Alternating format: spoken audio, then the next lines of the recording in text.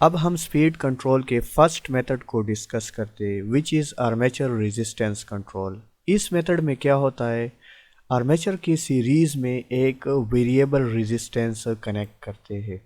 इस मेथड को हम इस्तेमाल कर सकते हैं for all types of Motors. Motor की जितनी भी किस्में हैं इनके लिए ये मेथड एप्लीकेबल है। जैसा कि ये एक सीरीज़ मोटर है क्योंकि फील्ड वाइंडिंग आर्मेचर के साथ सीरीज़ में है। ये एक शंट मोटर है क्योंकि फील्ड वाइंडिंग आर्मेचर के साथ पैरेलल में कनेक्ट है। और ये एक कंपाउंड डीसी मोटर है क्योंकि इसमें सीरीज़ वाइंडिंग भी मौजूद है और शंट वाइंडिंग भी मौजूद है। यहाँ पे इन तमाम मोटर के आर्मेचर की सीरीज़ में कंट्रोल रेजिस्टेंस कनेक्ट किया हुआ है।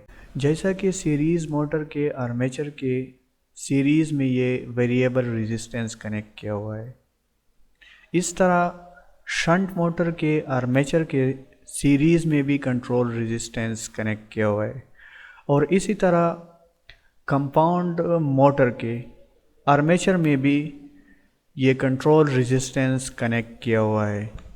अब हम ये देखते हैं कि ये मेथड वर्क कैसे करता है, इसके ज़रिए स्पीड कंट्रोल कैसे होता है। तो इसके लिए हम इस कंट्रोल रेजिस्टेंस को कंसीडर करते हैं। जब ये कंट्रोल रेजिस्टेंस की वैल्यू इंक्रीज़ होती है तो इस वजह से ये फैक्टर इंक्रीज़ होता है। चूँकि अप्लाइड वोल्टेज फिक्स है, जब ये फैक्टर इंक्रीज़ हो जाए तो इन टू फैक्टर्स के दरमियान डिफरेंस डिक्रीज़ हो जाता है। और जब ये फैक्टर डिक्रीज़ होता है तो इस इक्वेशन के मुताबिक स्पीड डिक्रीज़ होता है। अगर हम आर्मेचर रेजिस्टेंस को डिक्रीज़ करते तो इसका इफ़ेक्ट क्या होगा, इससे ये फैक्टर भी डिक्रीज़ हो जाएगा। जब ये फैक्टर डिक्रीज़ होता है और ये फिक्स होता है तो इनके दरमियान डिफरेंस इंक्रीज़ होता है। अब जब ये डिफरेंस इंक्रीज़ होता है तो इस इक्वेशन के मुताबिक स्पीड भी इंक्रीज़ होता है। इसलिए आर्मेचर में रेजिस्टेंस और मोटर की स्पीड ये इन्वर्स है।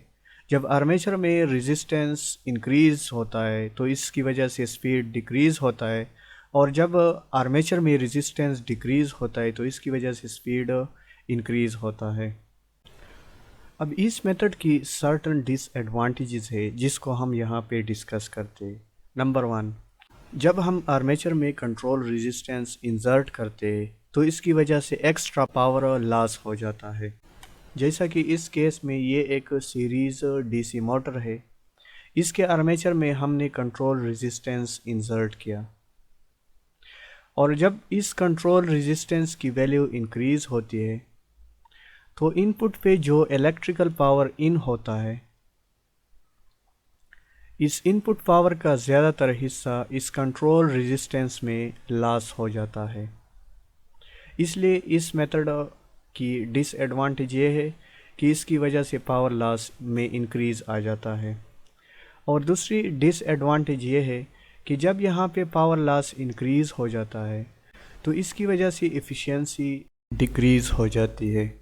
जैसा कि हेज़ वी नो एफिशिएंसी को ईटा से रिप्रेजेंट करते हैं और इसकी वैल्यू इक्वल होती है output power divided by input power.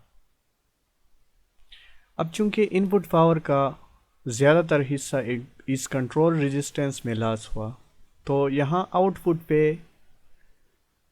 Come power हासिल होता है। अब जब आउटपुट पे पावर डिक्रीज़ होता है तो इसके साथ एफिशिएंसी भी डिक्रीज़ होती है। और इस मेथड की तीसरी डिसएडवांटेज जो है वो है poor speed regulation.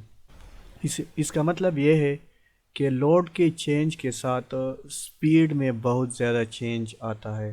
For example, जब हम इस मोटर पे लोड इंक्रीज़ करते हैं तो इसकी वजह से स्पीड में डिक्रीज़ बहुत ज़्यादा आता है, और जब लोड डिक्रीज़ करते हैं तो स्पीड में इंक्रीज़ बहुत ज़्यादा आता है।